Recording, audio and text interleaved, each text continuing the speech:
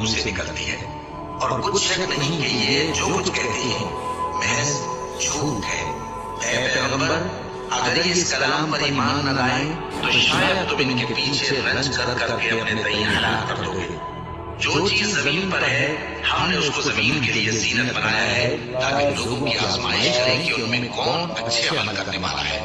और जो चीज जमीन पर है हम उसको नाबूद करके बंजर मैदान कर देंगे। क्या तुम ख्याल करते हो कि गार और लौ वाले हमारी निशानियों में से अजीब थे? जब वो नौजवान गार में जा रहे तो कहने लगे कि ऐ हमारे परवरदिगार, हम पर अपने हाथ से रहमत नाजिल फरमा और हमारे काम में दुरुस्ती के सामान मुहैया कर। तो हमने गार में कई साल तक उनके कानों पर नींद का पर्दा डाले रखा, यानी उनको सुलाए रखा।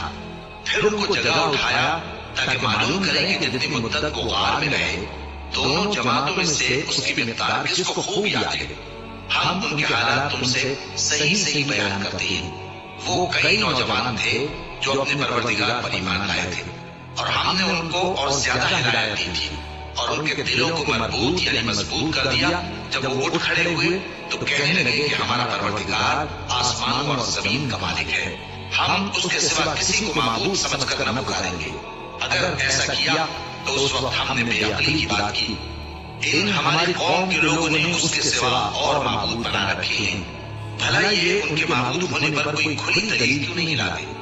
तो उससे ज्यादा कौन जालिम है जो अल्लाह पर झूठ बांधे। और जब तुमने इन मुशरिकों से और जिनकी ये अल्लाह के सिवा इबादत करते हैं उनसे किनारा कर लिया है तो गार में चल रहो। तुम्हारा परवरदिगार तुम्हारे लिए अपनी रहमत वसी कर देगा और तुम्हारे कामों में आसानी के सामान मुहैया करेगा। और जब सूरज निकले तो तुम देखोगे कि धूप उनके गार से दाहिनी तरफ सिमट जाए, और जब गुरूब हो तो उनसे बाईं तरफ कतरा जाए, और वो उस गार के कुशादा हिस्से में थे।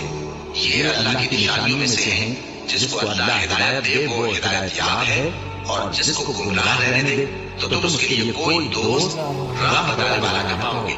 और तुम उनके मुतालिक ख्याल करो कि वो जाग रहे हैं हालांकि वो सोती हैं, और हम उनको दाईं और बाईं करवट बदलाते थे, और उनका कुत्ता चौखट पर दोनों हाथ फैलाए हुए था।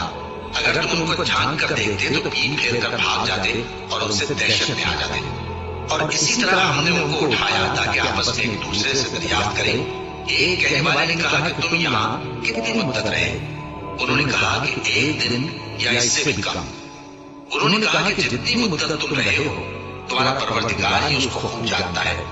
तो अपने में से किसी को ये रुपया देकर शहर भेजो, वो देखे कि नफीस खाना कौन सा है तो उसमें से खाना ले आए, और एहतियात से आए जाए और तुम्हारा हाल किसी को न बताए। अगर वो तुम पर दस्तरस पा लेंगे तो तुम्हें संसार कर देंगे या फिर अपने मजहब में दाखिल करेंगे, और उस वक्त तुम कभी फलाह नहीं पाओगे। और इसी तरह हमने लोगों को उनके हाल से खबरदार कर दिया ताकि वो जाने कि अल्लाह का वादा सच्चा है, और ये कि क़यामत जिसका वादा किया जाता है उसमें कुछ शक नहीं। उस वक्त लोग उनके बारे में बाहम झगड़ने लगे और कहने लगे कि उनके गार पर इमारत बना दो। उनका परवरदिगार उनके हाल से खूब वाकिफ है। यार मेरी बहन ना भी फिजिक्स के चक्कर में नीट के एग्जाम में रह गई। फिजिक्स उसको इतनी डिफिकल्ट लग रही है, कोई शॉर्टकट तरीका है? उनका परवरदिगार उनके हाल से खूब वाकिफ है। जो लोग उनके मामले में गलबा रखते थे वो कहने लगे कि हम उनके गार पर मस्जिद बनाएंगे। बाज लोग अटकर बच्चू कहेंगे कि वो 3 थे और चौथा उनका कुत्ता था, और बाज कहेंगे कि वो 5 थे और छठा उनका कुत्ता था, और बाज कहेंगे कि वो 7 थे और 8वां उनका कुत्ता था। कह दो कि मेरा परवरदिगार ही उनके शुमार से खूब वाकिफ है। बेशक अल्लाह सब जानने वाला है और रहम करने वाला है।